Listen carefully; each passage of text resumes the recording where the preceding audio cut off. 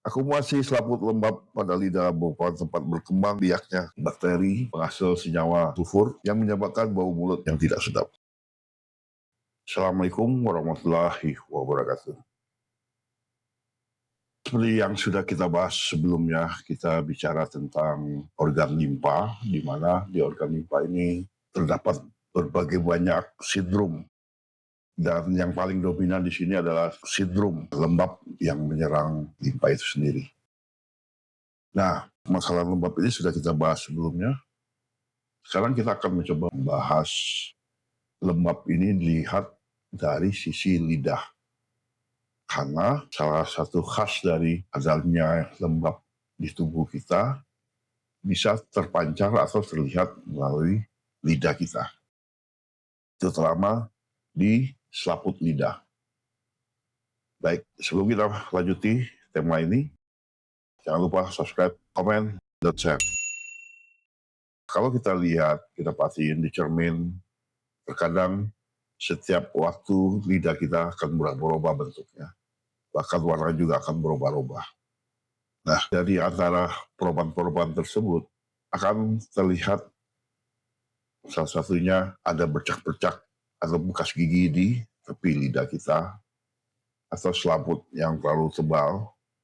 Nah, ini menandakan ada permasalahan pencernaan pada tubuh kita, terkhusus antara lambung dan limpa. Nah, di sini kita akan lihat kondisi lidah yang terserang lembab dalam konteks kesehatan, terutama dalam pengobatan tradisional, biasanya merujuk pada akumulasi cairan atau kelembapan yang berlebih dalam tubuh yang tercermin pada penampakan lidah. Lidah yang terserang lembab umumnya terlihat bengkak, terus memiliki bekas gigi di tepinya, dan dilapisi selaput tebal yang bisa berwarna putih ataupun berwarna kuning. Dan kondisi ini semua menandakan adanya gangguan metabolisme cairan di dalam tubuh kita.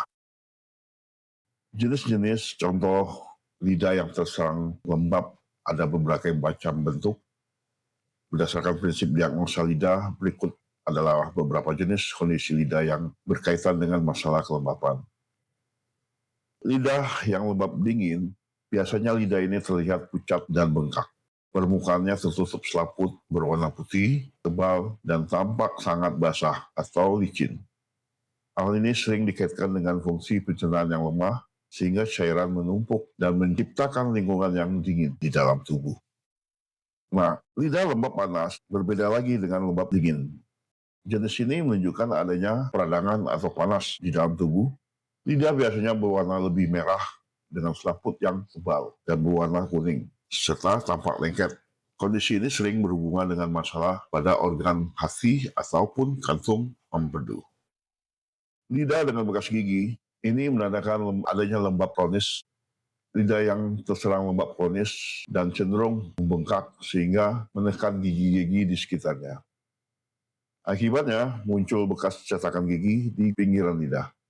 Ini adalah tanda nyata bahwa tubuh sedang mengalami retensi cairan atau edema ringan, pembengkakan ringan. Lidah dengan selaput yang lengket, kondisi ini di mana selaput lidah terlihat seperti lapisan minyak atau lemak yang sulit dibersihkan.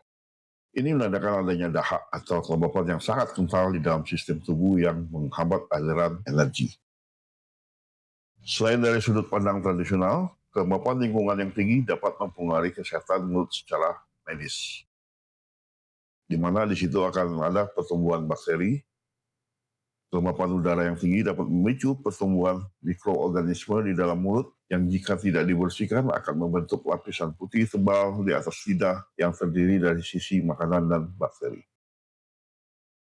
Akumulasi selaput lembab pada lidah merupakan tempat berkembang biaknya bakteri penghasil senyawa sulfur yang menyebabkan bau mulut yang tidak sedap. Seringkali lidah tampak becek atau sangat basah berkaitan dengan kondisi seperti asam lambung atau gangguan penyerapan nutrisi yang menyebabkan cairan lambung naik ke area mulut.